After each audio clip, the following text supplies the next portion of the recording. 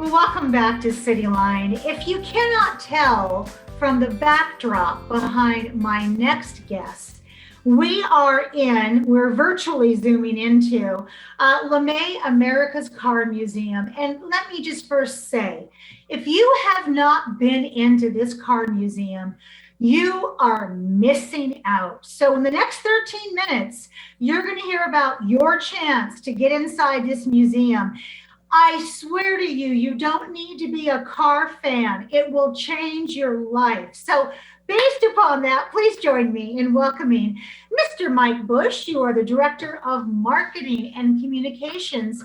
And this is the first time I've had the pleasure of speaking with you. So welcome to Cityline. Well, thank you. And that's easily the best introduction I've ever had. So. Okay, well, I'm going to let you take it. You can have that introduction. So we were talking before we went live from my kitchen here that people many times, Mike, don't know as they drive by I-5 and they look over or they take exit 133 what this beautiful museum is. So based upon that, when are you reopening and what will the new hours and times be? So we're opening September 25th, this Friday, and I'll tell you, we couldn't be more excited. We've got, of course, like everyone else, much of our staff has been on furlough, and we haven't been able to open the doors. So it's been pretty lonely around here, and the cars get lonely too. So we're opening Friday. We will be open Friday, Saturdays, and Sundays initially.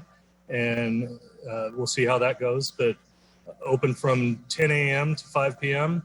And these first 3 days that we're opening, we're inviting folks to bring out their classic or exotic cars and show them off in front of the building. We're going to pull them right up on the plaza right outside the front doors so people can wander around and look at everyone else's cool cars, not just ours. You know, Mike, I have to say, LeMay Museum is focused on works of art, these beautiful cars, but LeMay Museum and all of the fine people who work there really treat it as a slice of history when people walk in. I mean, it is like walking back in time. So before these people get in, what steps have you taken to ensure the safety of those guests in the wake of this pandemic? Sure. We're doing everything that the governor has asked us to do, plus a bit more. As you know, you've been here. We run a pretty tight ship anyway. The place is very clean. Because of the cars we have, the air filtration system here is out of this world. But even given that, we've installed additional high efficiency air filters that eliminate 99% of all contaminants, viruses, and bacteria. We've installed plexiglass panels at all our point of sale locations. And I'm trying to get our facilities guy, Rob, to install windshield wipers on them. But we haven't gotten there yet, but I'm very excited about that. Of course, we put up signs and stanchions and everything to ensure social distancing between groups. We've asked that you only ride the elevator with the group you came with. We're playing it a little bit different than other museums. Other places are asking people to remain 6 feet apart. We're asking that people remain 1 Ferrari apart from other groups. We've upped like I said, we run a very clean ship anyway, but we've kind of upped our janitorial game where we've got a janitorial team going around and sterilizing and sanitizing everything, every touch point, every railing, every elevator button, and they're constantly in motion around the museum, making sure everything's safe.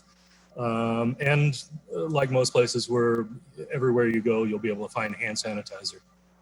So you have beautifully answered my next question of what steps have you taken for your employees and your volunteers? And I was going to say, if that's what you're doing for the public, you started that first internally. Is that correct? Yeah. We've, of course, we've got all of our employees are required to wear masks while we're around not just guests, but among ourselves, which has been really interesting because everybody's got their own particular fancy mask they're wearing. You've never seen any place with more people wearing masks that have little cartoon cars on them. But besides that, every morning people walk in and we do a health check among all our volunteers, and they get their temperature taken. And if they're above a certain number, they're going home. We've required all of our employees to get flu tests or flu vaccinations. I'm sorry. We're bringing in employees and volunteers at staggered times, so we have a smaller workforce at any given time.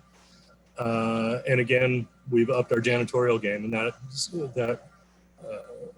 includes the offices as well. We're spraying everything down, and if you're using the microwave, you're spraying it down and wiping it down afterwards. So we're being awfully careful. Sounds like it. It definitely sounds like it. Yeah.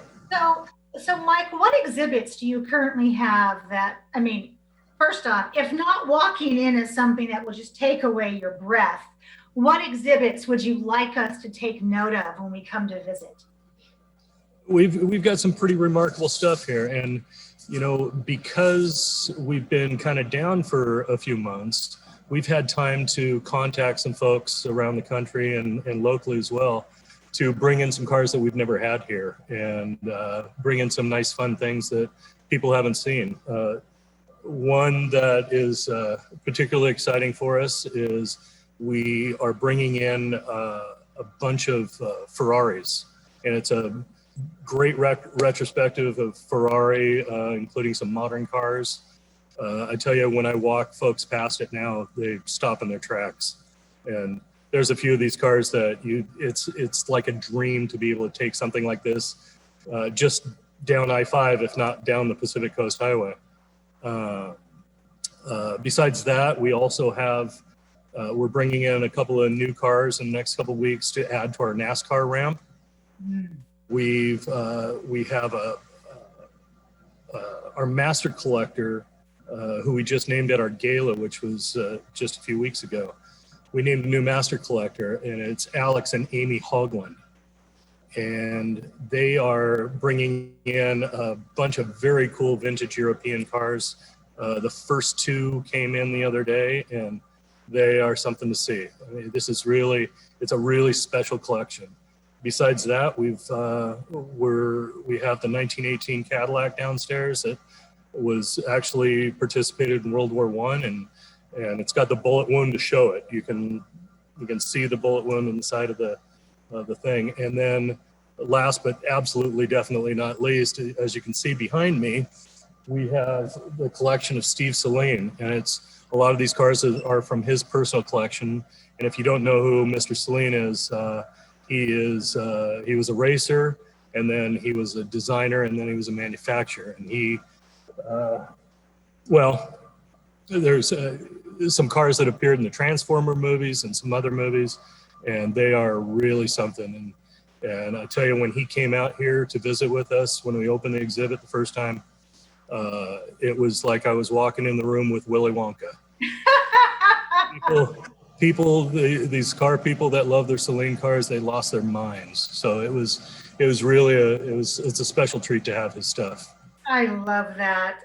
Another reason why we need to pop into the LeMay Museum. Let's talk about partnerships, because you work with other nonprofits and very closely, I might add.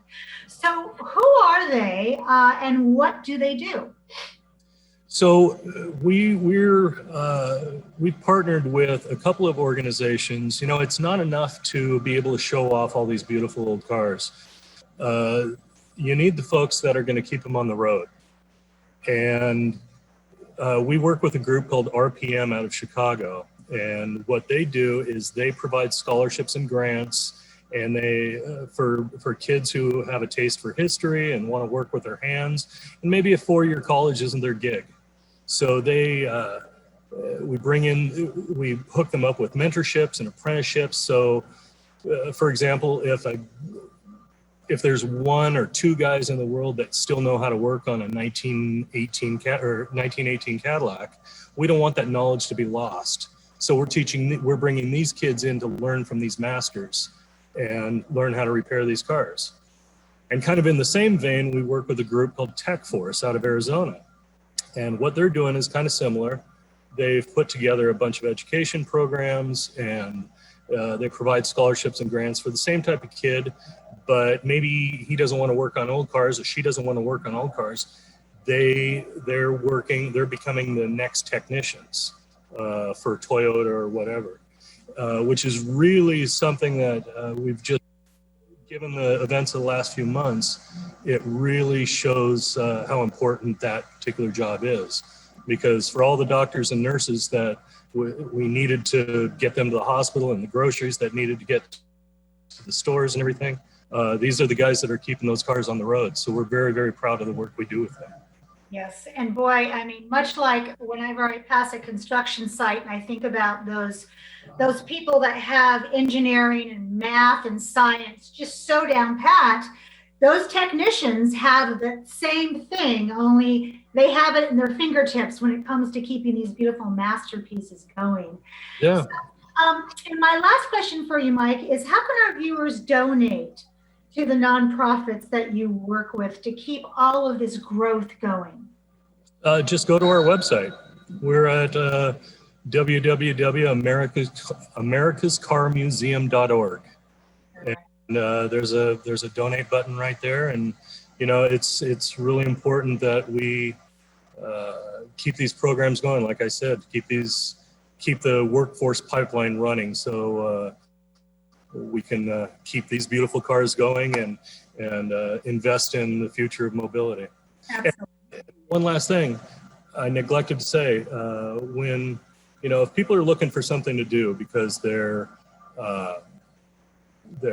movie theater's closed and the Seahawks can't have fans and all this stuff, boy, museums are, and this particular museum, of course, but all of us here in the Tacoma Museum District, Museum of Glass and the Tacoma Art Museum and the Historical Society and FOSS and the Children's Museum, this is a great alternative. And all of us have worked very, very closely together to make sure we're doing things alike. We've shared knowledge and you know, right here we have 165,000 square feet spread across 4 floors. There's literally no place on the earth that's better for social distancing. Mike, thank you so much for, first off, zooming from the LeMay, because this whets my appetite again to want to get in there, and also for all the care and protocols that you and your team have put in place. The LeMay is something that should not ever be missed or shrugged off with a second thought of, I don't know what that is. So thank you for your invitation and your beautiful clarity about why we should come visit you. And congratulations to you and your team. And I'll come find you when I'm looking for my Aston Martin in there, okay? Oh, we have one for you, boy. I know you do. Mike, thank you again so much. All right, thank you. I really, really appreciate you having us. My pleasure. We have much more to come on Cityline, so don't go away. We'll be right back.